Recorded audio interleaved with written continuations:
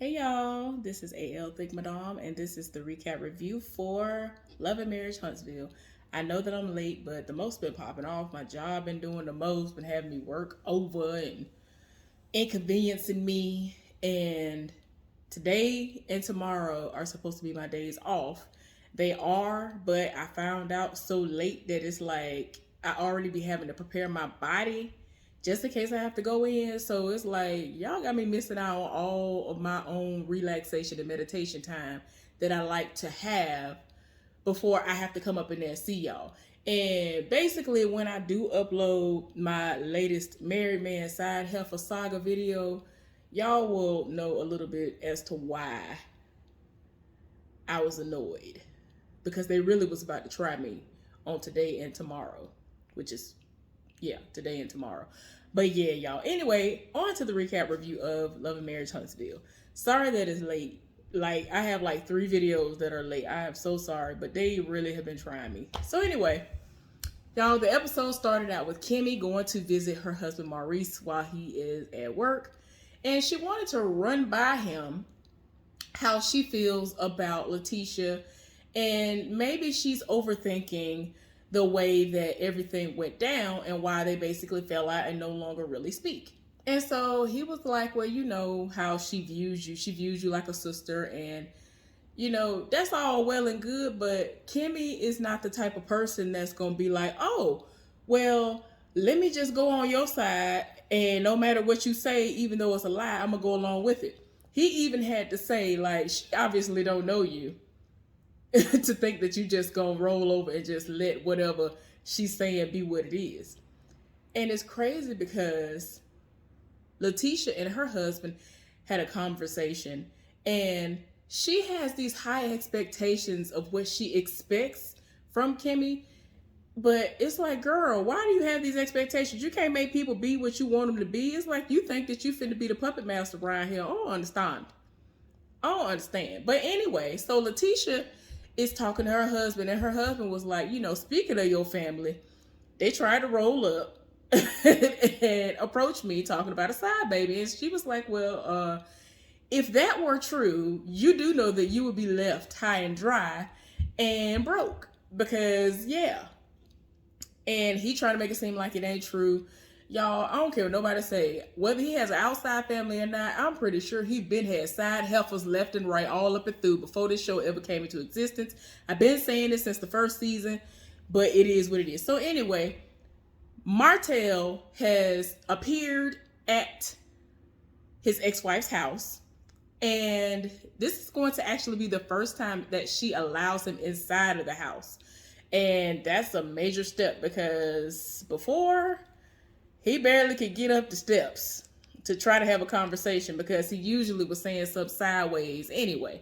Well, he's going to pick up the kids, and before he gonna take the kids, she need to talk to her for a few minutes, and she was like, you know what, I feel like we need to get counseling so that we can parent better and all of that. He actually agreed to it. So, Melody was like, well, I'm gonna try to pace myself. I'm gonna try to do what I need to do to get through this moment, because he really be trying me. And he says all this stuff on social media. I don't know how he gonna come at me, but okay.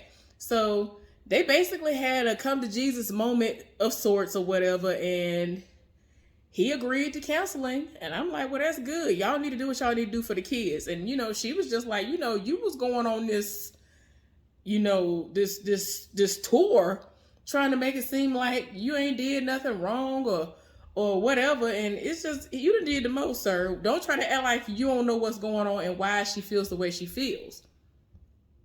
Because while she was doing her interview with Funky Dineva, he called while she was in the middle of doing the interview, and I think she asked, like, what were the 4 last digits of the phone number, and she said the numbers, and Quentin was like, yeah. For those of y'all who don't know, Funky Dineva's first name is Quentin. So anyway, I was like, come on now. So anyway, she left him outside, and then when he tried to go back inside the house, her mama answered the door. Her mama got beef with him, of course, because she's like, first of all, these are my grandbabies. Second of all, I thought that y'all we're going to be together forever. And I feel some type of way about you because of how things have gone.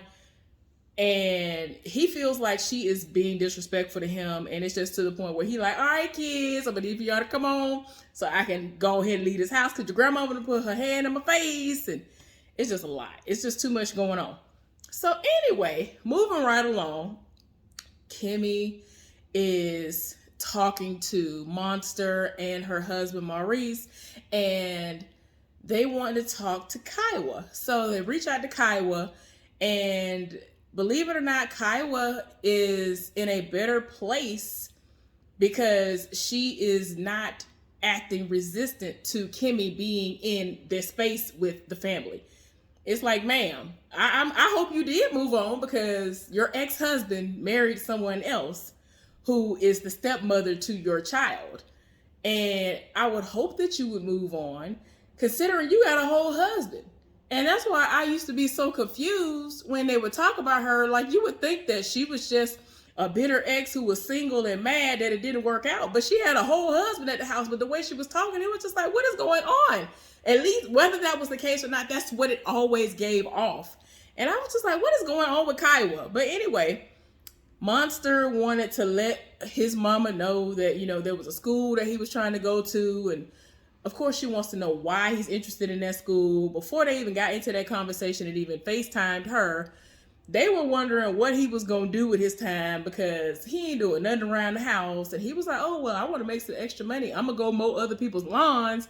And they looking like, I'm looking at this high grass out here. You ain't cut that. So what is we talking about, sir?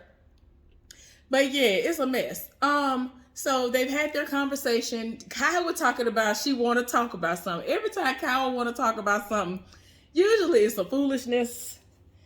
And I'm just like, girl, what you want this time? It just always seemed like she got her hand out. Like she wants something and I want to know what it is. And I want to know immediately. But anyway, so yeah, it's just crazy that, you know, along with that situation that was going on with Kimmy and Letitia, I think they're going to get into it later on. I get to it. But anyway, so one of Melody's friends that she met years ago dropped by and she's newly married. I think she has been married in the past.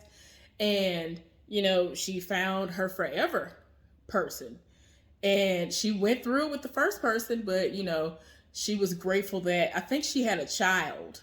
So that was like the only good thing that really came out of their marriage. And so she was just like, well, I didn't know how you would take me getting married considering you were going through a divorce.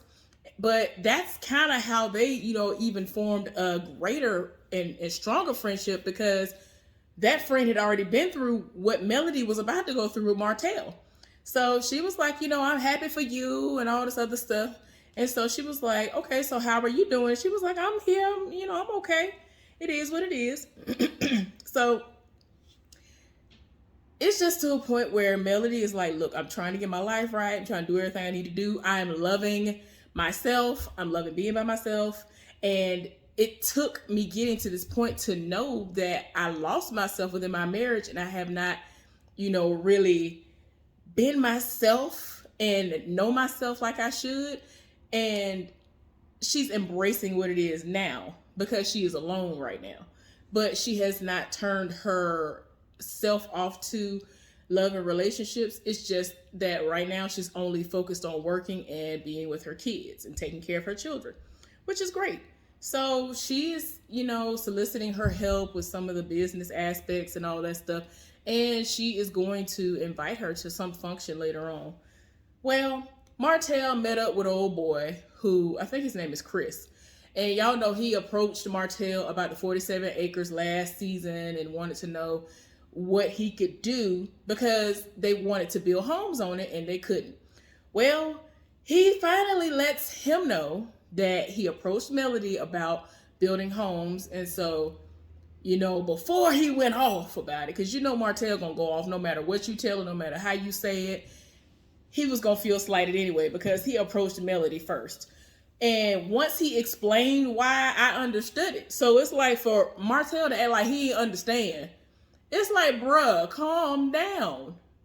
Essentially, in my mind, the way I'm taking it, Martell was still gonna get a piece of the pie. He over here hurting because of COVID, and I understand that. He has not really been able to work like that. Now he got 5 kids that he got to help support. So it's like, okay, I mean, it is what it is. But you can't sit up here and be mad because he approached Melody. The thing is, because I was like, what is it that's going on? Because Melody must have had something going on. And I already said this before in another video. Melody must have had something going on within her credentials that he ain't got. And she does. She has a builder's license, a builder certificate license, whatever it is. Neither one of them have it. As of this time that they filmed this, Chris was studying in order to pass the examination. They failed it several times over the course of like 7 years or something like that. And Melody passed it and hers is up to date. And it's like, why would you be upset that he approached him about that? Because again, you would be the one who would more than likely be given that opportunity to go out and build those homes. She has the license. Why are you mad? So anyway, of course, he went off on Chris about it. He was like, why would you do that? Why would you go to her? You know, we going through what we going through. Da, da, da, da, da. And he like, I mean, because I know her. My thing is this, it makes sense. Why would you ask a question that you know the answer to? You know good and well, he know her. And in his mind, he's like, well, the connection is her. We ain't together no more, so that don't make no sense. Martell just want to be a hothead. He want to be mad. And I'm just like, just stop. I understand that you're going through, but you don't have the credentials. Melody has the credentials. All of y'all are friends. She's friends with the wife. She's friends with him. Despite who met who first. Just like you met, I was about to say Mazzani. Just because you met Destiny first, your ex-wife and her have a budding friendship at this moment, which seems like it's going to start going sideways. But I'm just saying, just because y'all met first don't mean nothing. Like, stuff like that get on my nerves. But anyway, he and his feelings about that, and he like, don't do it no more and whatever. And I'm like, bro, if you don't go somewhere and sit down. So anyway, what I forgot to mention earlier in the episode, when they were going to go to counseling, he was just like, I'm all for it as long as it is not going to be biased. I want somebody who has been through what we've been through. And Dr. Francis apparently has been in a marriage with somebody for like 40 something years or 40 plus years, and they ain't got nothing going on that could relate to what has happened to them. So he was just like, I ain't here for it. So when they went to their session, it went well. It was a woman. So y'all already know how most of these men that is on this show is when it comes to women, especially Marceau. So I was already like, woo, child, I don't know how this gonna work. But the therapy session went great. And apparently he don't know what's even going on with his own kids that he has with Melody, because he's thinking that everything is okay with them, even though they are understanding that they are now divorced. No, everything is not all right. All the kids are dealing with it when they're in their own way. And one of the children made a song about it. One of the other ones, he got really upset and defensive about it and felt some type of way seeing his mama crying because the marriage ain't working out. And so in his mind, he feel like, well, why every time we was arguing and fighting, I told you to be quiet. Well, they both was talking about, and it is like, okay, it don't matter what you say. They see it happening. They saw it happen. It is what it is. And so I think his response was, well, I told you to be quiet. I told you to like quiet down. If you're in your feelings and it's heated, ain't no just being quiet. Like, ain't no put it on the back burner. Ain't no be quiet and all that other stuff. The argument is happening and you know it's getting heated. We've seen y'all argue for less before we even got down to all this cheating that was going on. So we're not finna act like, oh, just saying stuff a little bit lower was going to lessen it and was going to make it so the children wouldn't know what was going on. The children were going to pick up on that stuff. When I was a child, I used to pick up on the smallest of things, even if nothing was really going on. I used to be like, oh, wait a minute, that happened. And it might have been my mama was mad at my daddy for a second about something. And I used to be like, oh my gosh, are my parents going to get divorced? Because all my other friends, they ain't got no parents. They ain't got no daddy at all. They don't know who their daddy is, or they divorced. And when I became an adult, my parents bust out laughing in my face because I really did think that like the slightest argument with them was like, oh, they about to get divorced. And they wouldn't even really argue about nothing like that. That was the crazy thing, y'all. But anyway, kids pick up on stuff. Even if it's non-verbal, I don't care what you say. The kids pick up on that stuff. But anyway, it is what it is. He does not want to discuss the other child. And it's like, sir, you know your kids are going to have to be introduced to this other child. And you can't sit up here and be in your feelings to the point where I don't want to discuss it. Like, sir, stop. The counselor therapist, I'm sorry, I don't remember what her title actually is, but y'all know the person who they went to see, she actually told them that she was in a similar situation and things went a different way. And he ended up getting someone else pregnant. And I think they weren't even together anymore when it happened, but they were still connected because her ex is the father of that other person's child. And so even though she was not here for it, she made her child feel like she was here for it because she would be present during the times when they would meet up because they wanted them to get to know their siblings. And I think that was awesome. So they left out of the meeting. They seemed like they had a great meeting. They both was like, oh yeah, it was great. Well, he got in his feelings and was like, well, I appreciate you standing up for me because Chris told me what he did and I got on to him about that, but, and she was like, I mean, but you don't have the license, so how you gonna get mad? And so he was like, you don't know how to build homes. And so she was like, I can say the same thing about you. Like, I've never seen you build a home. Y'all, it was just petty stuff going on. But at the same time, it's just like, calm down. Why are you mad when... Why would, if you have really good friends, the way that Martell said it, you would think that man really was intentionally trying to take money out of his pocket. Like he was trying to be petty, like he was trying to go back and backslide into his old ways. Because y'all know Chris used to cheat on his wife. He says that he's reformed. It is what it is. You would think that this man was like, ooh, I'm about to try to get at her draws. Let me throw somebody her way. And then that'll make it easier. Like, what is wrong with you? That man did not sit up there and say, oh, I'm about to do this and be petty. And I mean, you really would have thought that that's what was happening for him to have that reaction. You don't have the license, sir. You don't have the builder's license. So how you going to get mad? Why wouldn't he use someone who he has already worked with before?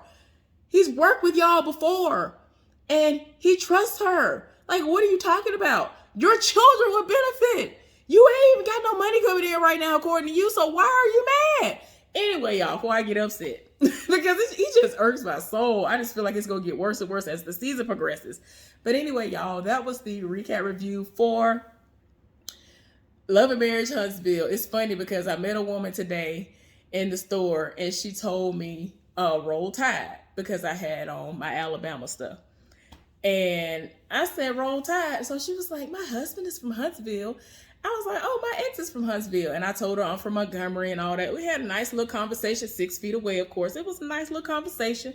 And then we went on our merry way. But yeah, that was interesting. I was like, oh, Huntsville. Anyway, y'all, hopefully y'all are having a wonderful day. I was about to say weekend because it's my Friday/Saturday now. I'll see y'all later on for another recap review.